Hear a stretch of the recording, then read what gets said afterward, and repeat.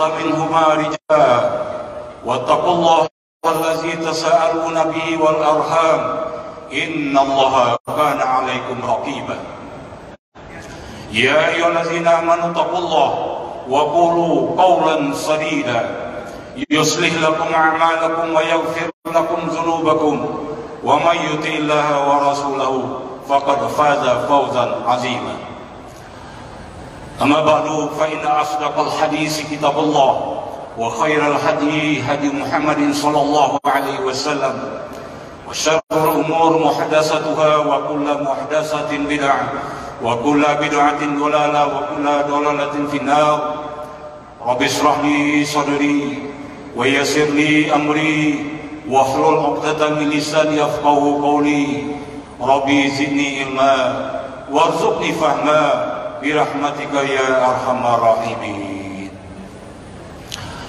Alhamdulillah, Bapak Gubernur Sumatera Barat yang sama-sama kita hormati, Bapak Wakil Gubernur, Bapak Sekda, Bapak Kepala Biro dan seluruh pimpinan OPD Sumatera Barat, Bapak-bapak dan ibu-ibu ASN yang sama-sama mengharap ridho Allah Subhanahu wa taala. Hari ini bertepatan dengan 26 Rajab 1444 Hijriah. Berarti 1442 tahun yang lalu Rasulullah SAW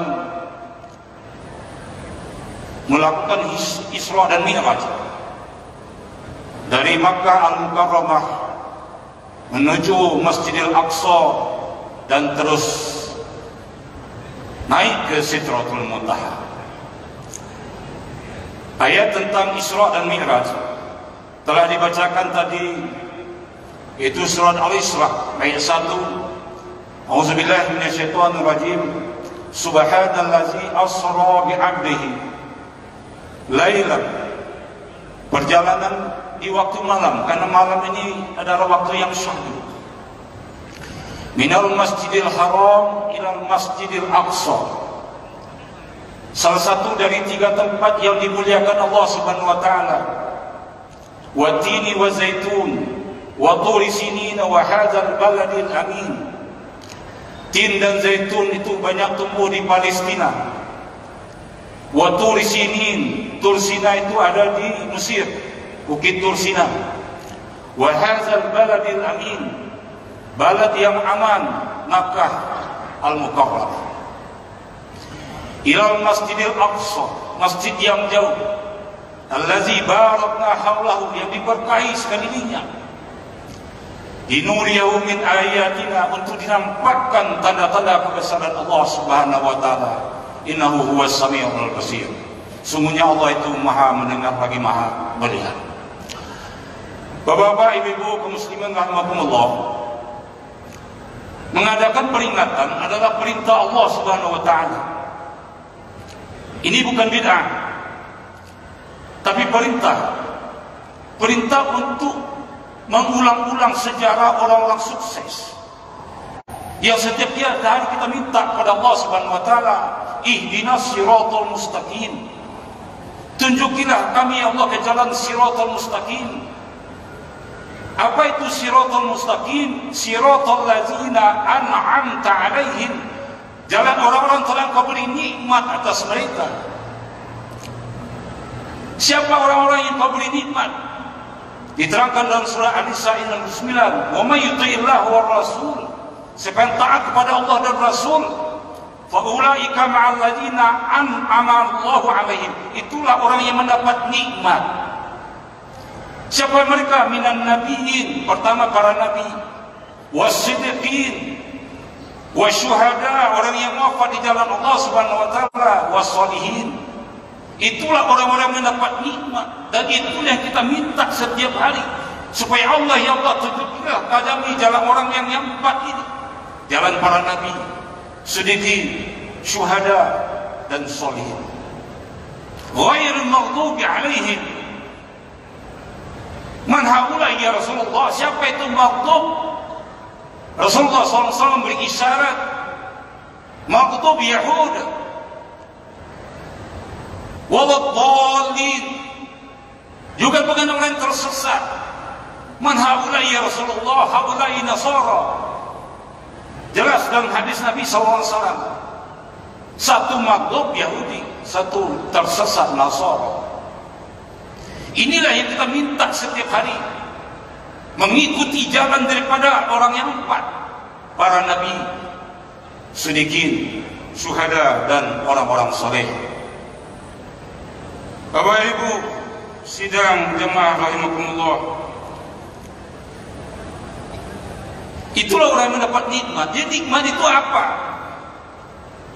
Nikmat itu kata Allah, al-yauma akmaltu lakum dinakum, hari ini telah kusempurnakan agama, wa atmamtu alaikum ni'mati, dan telah kucukupkan nikmat, wa raditu lakum al-islam madinah, dan aku ridho hanya Islam sebagai agama bagi kalian.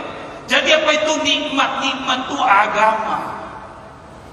Siapa yang diberi kepahaman agama, itulah mendapat nikmat.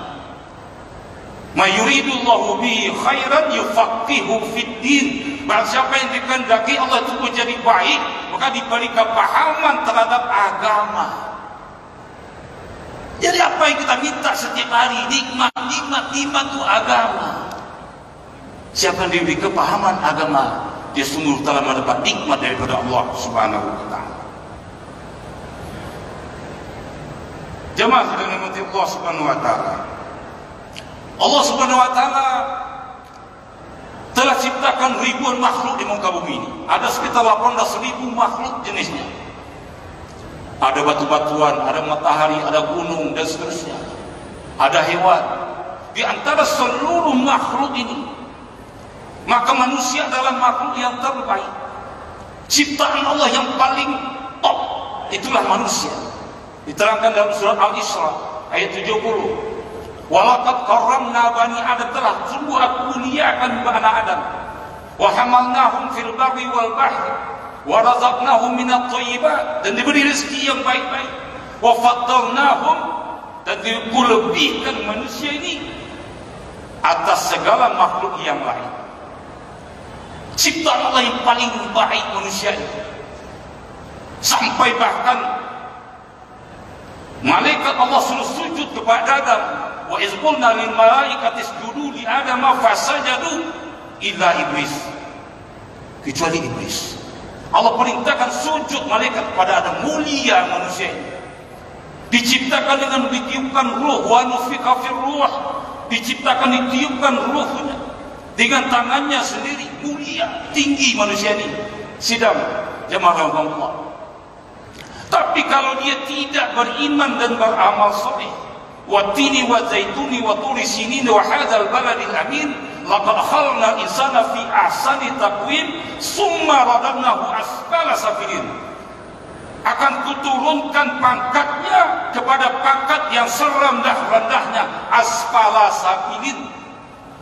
Aspal, Pak, safilin, rendah. Aspal itu diinjak-injak orang, bahkan diinjak oleh binatang. Kalau tidak beriman dan beramal, pangkat kita tadi manusia yang tinggi turun menjadi binatang di sisi Allah Subhanahu wa taala. Kita saja yang memandang kita manusia, tapi sesungguhnya Allah sudah tidak memandang kita. Balhum adallum, bahkan lebih sesat daripada binatang. Sidang jamaah Allah. Inilah kemudian kita sebagai manusia, makhluk ciptaan terbaik di sisi Allah Subhanahu wa taala. Kemudian dari seluruh manusia ini, Allah pilihlah manusia terbaik, Muhammad bin Abdullah bin Abdul Muttalib bin Hashim bin Abdul Manaf, sebagai manusia terbaik, turunan daripada Nabi Ibrahim alaihissalam turun kepada Ismail. Ismail Allah pilih Kinana, dari turunan Kinana Allah pilih Quraisy, dari turunan Quraisy Allah pilih Abdul Muttalib, dari turunan Abdul Muttalib ada 12 orang, Allah pilih Abdullah bin Abdul Muttalib, dan Allah pilihlah anak beliau Abdullah, Muhammad bin Abdullah bin Abdul. Inilah manusia terbaik seluruh alam, dari mulai dari Adam sampai hari kiamat. Terbaik dalam seluruh hal, terbaik fisiknya, tubuhnya ganteng, tidak terlalu tinggi dan tidak terlalu pendek. Dadanya kekar, dadanya berbulu, jenggotnya lebat, tubuhnya kekar, tangannya kuat, tubuhnya, hidungnya mancung, kulitnya putih. Tak mungkin dia berdoa, ya Allah, nampak ketiaknya yang putih, tapi kata orang sono, Nabi berkulit hitam. Bodoh. Tak mungkin Nabi berkulit hitam karena dia berpangkat tangan, terlihatlah ketiaknya yang putih. Tubuhnya sehat, kuat. Dalam hadis Sahih Bukhari, kekuatan Nabi SAW menyamai 30 laki-laki dewasa. Menyamai 30 laki-laki dewasa. Kuat sekali. Suatu kali sidang lima rahimahullah, Rasulullah ditantang bergulat oleh Rukanah. Kalau bahasa kininya Habib Armageddon. Ditantang oleh Habib. Kalau engkau benar, engkau bisa mengalahkan aku dan bergulat, kata Habib, kata Rukanah, maka aku masuk kepada Islam. Ayo, kata Nabi. Maka mereka bergulat, sekali banting Rukanah tumbang. Sidang lima, kuat sekali Nabi. Dalam perang Khandaq, perang Parit, Rasulullah SAW berjuang bersama sahabat. Sudah 3 hari tidak makan, diganjal perutnya dengan batu. Tapi ketika menemukan sebuah batu dalam parit yang tidak bisa dipecahkan oleh sahabat, sahabat minta kepada Rasulullah, ya Rasulullah, kami tidak sanggup memecahkan batu ini, maka tolong ya Rasulullah. Rasulullah SAW sekali hayun lembing itu pecah, hancur berantakan. Kekuatan Nabi SAW sangat kuat. Kemudian Nabi sangat berani dalam berbagai peperangan. Tak pernah diceritakan Nabi itu di belakang. Nabi selalu di depan, berdiri di depan, sahabat-sahabat di belakang. Anak turunan Abdul Muttalib, kata Nabi, tidak pernah mundur dalam perang, selalu berdiri di depan, sangat pemberani. Dan kemudian Nabi juga sangat cerdas. Hadirnya mulia, orang yang hafal Al-Quranul Karim sudah pasti orang cerdas. Pada suatu waktu Ka'bah itu terjadi banjir, kemudian dilakukan renovasi, kemudian Hajarul Aswad yang gambarnya seperti ini diturunkan dulu karena waktu renovasi. Kemudian setelah renovasi, Hajar Aswad tidak diletakkan. Siapa yang berhak meletakkan Hajar Aswad ini? Maka kafilah-kafilah bertengkar. Kata kafilah, kau ambo yang berhak. Kata kafilah, kau ambo yang berhak. Suku, kau ambo yang berhak. Suku ini ambo yang paling berhak. Semua berantem. Lalu diputuskan, siapa besok pagi yang paling datang pertama Masjidil Haram, dialah yang memutuskan. Dengan takdir Allah SWT, Rasulullah Muhammad yang pertama kali masuk masjid. Beliau memutuskan bagaimana caranya. Maka beliau bentangkan kain. Dibentangkan kain, diletakkan Hajar Aswad di tengah, dan ujung-ujung kain itu dipegang oleh masing-masing kepala suku. Begitu cerdasnya Nabi SAW mengambil keputusan. Sehingga hadirin yang mulia, kalau anak-anak cerdas, suruhlah menghafal Al-Quranul Karim.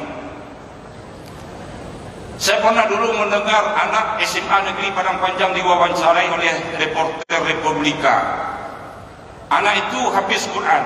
Dek, bagaimana engkau menghafal rumus fisika kimia? Kata anak yang hafiz Quran ini, Al-Quran saja 30 juz Allah mudahkan saya menghafal, apalagi cuma fisika kimia. Cuma fisika kimia yang sulit 30 juz Allah mudahkan, apalagi cuma, katanya, fisika kimia. Jadi cerdas. Nabi ini orang yang sangat cerdas. Kemudian sidang jemaah rahmatullah, Nabi adalah orang yang terbaik akhlaknya. Kata Anas bin Malik radhiyallahu anhu, 10 tahun namun menjadi khadimnya, menjadi pelayan Nabi, tidak pernah marah. Tidak pernah marah. Kenapa begini, kenapa begini? Tak pernah, kata Anas bin Malik. 10 tahun namun menjadi pembantu Nabi, Nabi tidak pernah marah. Inilah yang kita contoh. Inilah yang kita peringati dalam Isra dan Mi'raj. Kita ulang-ulang kejadiannya, kita ceritakan kembali sebagai ibrah wa mau'izatul hasanah, sebagai pendidikan, contoh yang baik bagi seluruh kita umat Nabi Muhammad sallallahu alaihi wasallam. Sidang Jumat rahimakumullah, jamaah yang dirahmati Allah Subhanahu wa taala. Karena umatnya, nabinya adalah nabi terbaik, maka umat ini hari ini umat terbaik. Kita adalah umat terbaik di antara seluruh umat. Kuntum khaira umat ukhrijat linnas. Karena kita punya satu tugas amar ma'ruf nahi munkar yang tidak pernah dibebankan kepada orang-orang terdahulu sebelum kita. Nabi-nabi sebelumnya berdakwah, itu kewajiban Nabi. Wa iz qala Musa liqaumihi ya qaumi lima tu'zununi wa qad ta'lamuna anni rasulullah ilaikum. Wa iz qala Isa bin Maryam ya bani Israil inni rasulullah ilaikum. Nabi-nabi berdakwah untuk kaumnya, tapi Nabi Muhammad untuk seluruh alam, yang berkulit hitam, berkulit putih, yang Eropa, Amerika, Asia, tanggung jawab umat Nabi Muhammad SAW. Maka kita dikatakan khairu ummah, bukan karena badan awak gadang. Kalau badan gadang, gadanglah umat kamu ad. Wal fajri wal layalin ashri wa syaf'i wal watr wal layli idza yasr hal fi dzalika qasamun lidhi hijr alam tara kaifa fa'ala rabbuka bi'ad iram zatil imadi iram sana allati lam yukhlaq misluha fil bilad wa samud alladzina yabus sakhara bil wad. Dia sanggup membelah gunung-gunung menjadi rumah-rumah kaum Ad lebih besar badannya daripada kita. Kalau umur kita kalah dengan Nabi Adam 930 tahun, Nabi Nuh 950 tahun, fisik kalah, umur kalah, ibadah kalah dengan orang-orang terdahulu,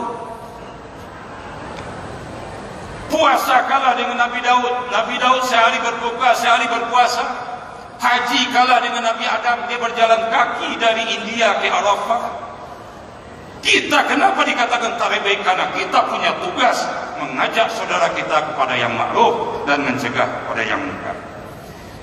Jemaah yang dirahmati Allah Subhanahu wa taala, di waktu yang pendek ini kita akan ulas sedikit tentang Isra dan Mi'raj Rasulullah sallallahu alaihi wasallam. Ketika Rasulullah SAW sedang tiduran di Hijr Ismail, diceritakan dalam Sahih Bukhari, beliau didatangi oleh malaikat Jibril alaihissalam. Harinya hari Jumat, tahunnya 620 Masehi. Beliau dibangunkan oleh Jibril, kemudian Jibril membedah dada beliau sampai ke perut ila batni, dan kemudian dikeluarkan hati daripada Nabi, kemudian dicuci dengan air Zam-Zam, diletakkanlah di dalam nampan yang terbuat dari emas. Dicuci Nabi, hati Nabi ini, kemudian dimasukkan iman dan hikmah. Dimasukkan iman dan hikmah, kemudian dijahit kembali. Kemudian Nabi SAW diajak naik kendaraan. Dalam hadis itu diceritakan yang namanya buraq. Sawa'un alaihim anzartum am lam tunzirhum la yu'minun.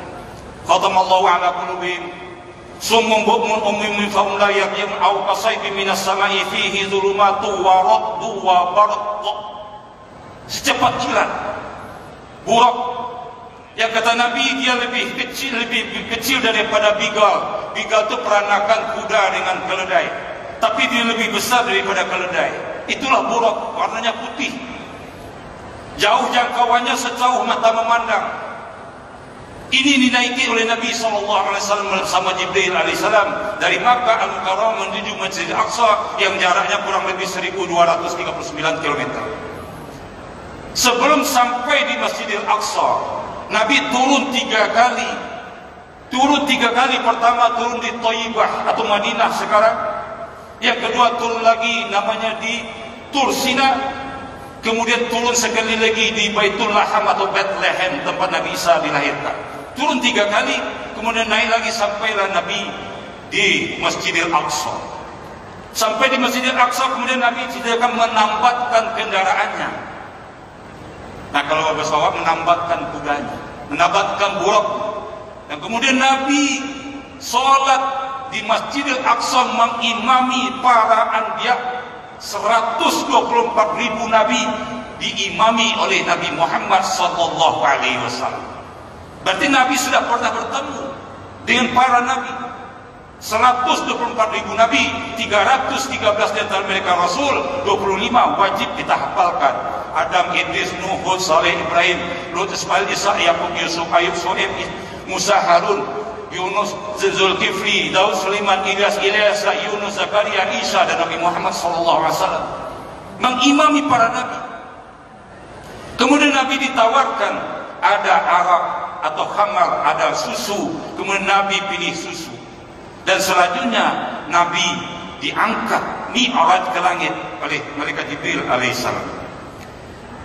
Sidang jemaah rahimakumullah, dari langit pertama ini diceritakan hadis, ke langit dari bumi ini ke langit pertama itu jaraknya 500 tahun perjalanan. 500 tahun jauhnya langit dengan bumi ini. Kemudian tebal langit itu 500 tahun perjalanan. Tebalnya langit itu kali 7. Begitulah besarnya kekuasaan Allah Subhanahu wa taala. 500 tahun, tebalnya pun 500 tahun. Dan langit itu ada pintunya. Ditanya oleh malaikat penjaga langit, "Man hada?" "Hadza Jibril." "Man ma'aka?" "Bersama kau siapa?" "Muhammad." "Apakah dia sudah diutus?" "Na'am." Jadi langit ini ada pintunya, hadirin yang mulia. Ditanya oleh malaikat penjaga pintu langit, diketok pintu. Kemudian barulah dipersilahkan Nabi SAW naik ke langit pertama, bertemu dengan Nabi Adam alaihissalam. Kemudian dengan kedua bertemu dengan Nabi Yahya dan Nabi Isa alaihissalam. Di langit ketiga bertemu dengan Nabi Yusuf alaihissalam. Di langit keempat bertemu dengan Nabi Idris alaihissalam. Di langit kelima bertemu dengan Nabi Harun alaihissalam. Di langit keenam bertemu dengan Nabi Musa alaihissalam. Di langit ketujuh bertemu dengan Nabi Ibrahim alaihissalam. Sab'a samawat, 7 lapis langit, bertingkat-tingkat, dan jaraknya 500 tahun perjalanan. Setelah itu Nabi sampai di Baitul Ma'mur, di mana tiap hari masuk 70.000 malaikat dan tidak pernah keluar lagi. Baitul Ma'mur. Dan kemudian Nabi sampailah di Sidratul Muntaha, tempat yang berkesudahan. Tidak ada tempat lagi yang bisa ditempuh selain Sidratul Muntaha. Disitulah Nabi, dalam hadis Sahih Bukhari diceritakan, Nabi mendengar perintah, bukan bertemu dengan Allah, bukan. Selama ini kita mendengar Nabi bertemu dengan Allah. Tidak, kata Aisyah, Nabi tidak bertemu dengan Allah, hanya mendengar perintah goretan pena, yaitu perintah solat 50 kali sehari semalam. Sidang jemaah rahmatullah, kita nanti bertemu dengan Allah hanya di akhirat. Ila rabbiha nadhirah. Disitulah kita nanti memandang wajah Allah Subhanahu wa taala. Hijrah waktu Isra dan Mi'raj Nabi tidak bertemu, dengan tanda kutip bertemu, hanya mendengar perintah sholat dalam bentuk goretan pena. Aku mendengar, kata Nabi, goretan pena, perintah sholat 50 kali sehari dan semalam. Setelah itu Nabi katakan dalam hadis ini diceritakan, beliau dinampakkan neraka, bagaimana azab neraka dinampakkan Nabi, tapi Nabi tidak masuk neraka. Dan kemudian kata Nabi, wa adkhilhul jannah, dan aku dimasukkan ke dalam surga. Aku dimasukkan, kata Nabi, yang kubahnya dari lantai dari misik permadani, misik ininya kubahnya dari permata. Jadi Nabi sudah masuk ke dalam surga. Pertanyaannya, surga sudah ada? Sudah, Nabi sudah masuk. Ini yang menambah keyakinan Nabi bahwa Nabi betul-betul ini diutusan Allah Subhanahu wa taala. Akhirat itu nyata adanya, langit itu nyata adanya, alam gaib itu nyata adanya. Sidang jemaah rahimakumullah. Kemudian setelah itu Nabi diturunkan kembali. Sebelum itu ditanya oleh Nabi Musa alaihissalam, "Ya Nabi Allah, apa perintah Allah?" Kami disuruh salat 50 kali sehari dan semalam. Kata Nabi Musa, umat engkau tidak akan kuat. Kami sudah mencobanya, kata Nabi Musa. Berarti Nabi Musa pernah diperintah sholat 50 kali sehari dan semalam. Kami tidak sanggup. Dan ternyata sekarang betul, Pak. Kata Nabi Musa, kalau 50 kali sembahyang sehari semalam, Pak. Tidak kata lo 5 saja, Pak, ya gini, Pak. Kalau 50 kali sehari semalam bagi 24 jam sama dengan 28,8 menit. Satyo 28 menit sembahyang boleh. 28 menit sembahyang boleh. 28 menit solat boleh. Tapi apakah Allah pernah salah perintah? Tak mungkin Allah salah perintah. Allah sanggup memberi rezeki makhluk ini walaupun mereka sebetulnya tidak bekerja. Walaupun langit ini dari tembaga, bumi dari besi, Allah sanggup memberikan mereka rezeki. Wa zallalna 'alaikumul ghamama wa anzalna 'alaikumul manna wassalwa kulu min thayyibati ma razaqnakum. Allah pernah buktikan jemaah, Allah beri makanan manna dan salwa kepada umat Nabi Musa alaihissalam, langsung makanan jadi kalau umat ini taat kepada Allah Subhanahu wa taala. Itulah kata Nabi SAW, mintalah kepada Allah. Lalu Nabi naik lagi minta kepada Allah, diturunkan dari 50 menjadi 40, 40 menjadi 30, 30 menjadi 20, 20 menjadi 10, 10 menjadi 5. Begitu urutannya dalam Sahih Bukhari. 50 sampai 10, 30, 20, 10 dan terakhir 5. Ketika sudah 5, Nabi Musa pun tidak akan sanggup umat engkau ya Muhammad ya Rasulullah. Aku malu, kata Nabi SAW. Malu, lalimu naknya taruh. Akhirnya kata Allah Subhanahu wa taala, di saat itu Allah berfirman, aku tetapkan pahala 1 kali salat itu 10 hasanah. Jadi 5 sali 10, 50 kebaikan. Tetap dinilai 50 oleh Allah Subhanahu wa taala. Itulah perintah salat. Dan kemudian Nabi turun menjelang subuh, turun ke Masjidil Aqsa dan kembali kepada Masjidil Haram, ceritalah kepada orang-orang Mekah. Tidak ada yang percaya ujian lain. Tak satu pun mereka yang percaya kecuali Abu Bakar As-Siddiq radhiyallahu anhu. Apabila itu dari Muhammad bin Abdullah, aku percaya. Sejak itulah beliau diberi gelar As-Siddiq, selalu membenarkan apa saja yang datang dari Rasulullah sallallahu alaihi wasallam. Jemaah yang dirahmati Allah Subhanahu wa taala, jadi berapa inti daripada Isra dan Mi'raj ini? Pertama adalah hiburan. Nabi ini perlu dihibur sebelum beliau Isra dan Mi'raj. Beliau mengalami kejadian yang luar biasa. Pertama, meninggal istri beliau tercinta Khadijah binti Khuwailid radhiyallahu anha. Meninggal istri Pak. Sejak beliau menerima Iqra bismi rabbikal ladzi khalaq khalaqal insana min 'alaq Iqra wa rabbukal akram allazi 'allama bil qalam 'allamal insana ma lam ya'lam, dakwah kepada Khadijah. Khadijah inilah yang membantu beliau Pak, lahir batin siang malam berdakwah di Makkah. Habis harta Khadijah Pak.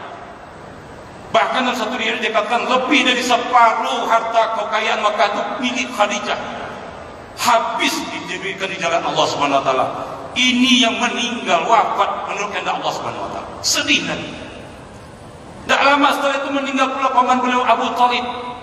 Paman yang sangat elok, penolong, tak ada lawannya lepas.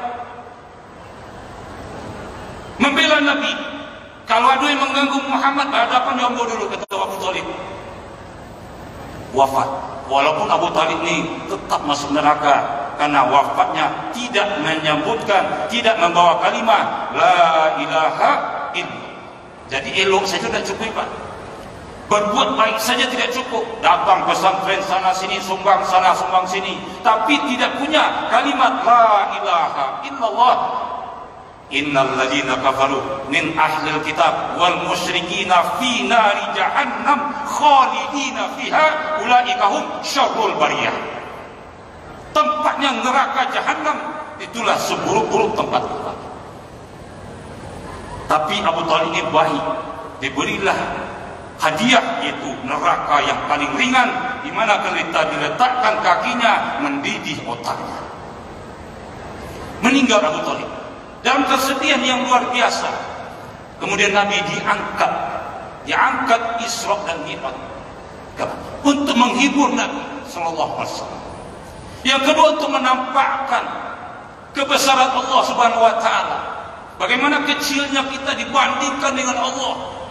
Allah ciptakan langit dan bumi, ciptakan matahari, ciptakan bintang, itu baru ciptaan Allah. Bagaimana Allah? Tidak bisa kita lihat sebesarnya Allah.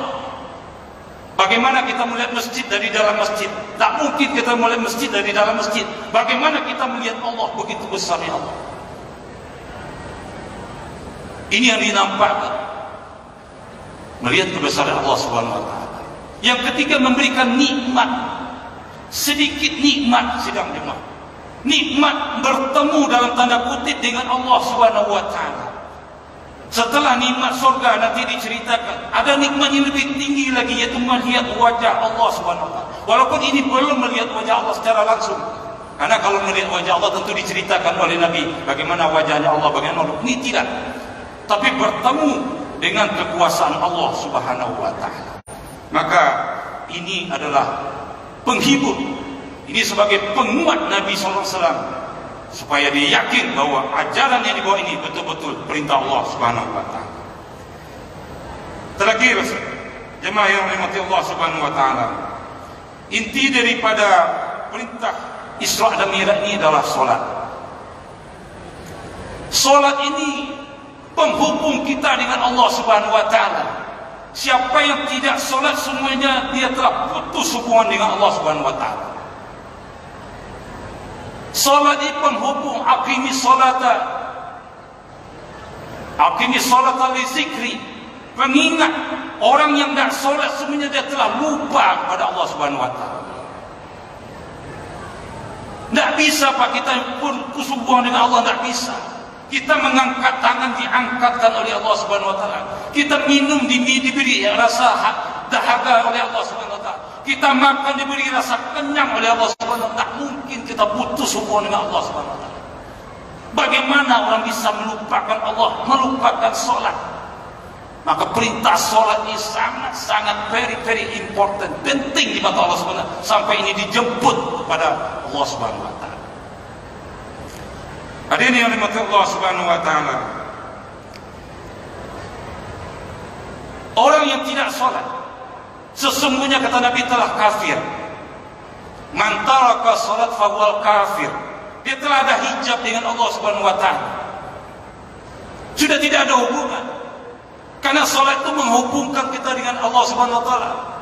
Wa aqimus salata wa atuz zakata warka'u ma'ar raki'in allazina yazunnuna annahum mulaqqa. Bertemu dengan Allah Subhanahu wa taala. Ketika kita tidak bertemu dengan Allah melalui salat, tidak ada cara lain. Tidak ada cara lain. Mulak bertemu dengan Allah itu dengan salat. Salatlah penghubung. Dia orang yang tidak salat putus hubungan dengan Allah Subhanahu wa taala, dan sungguhnya dia telah kafir kepada Allah Subhanahu wa taala. Penghubung. Yang kedua, salat ini ada waktunya. Inna salata kanat 'alal mu'minina kitaban mawquta. Salat itu ada waktunya.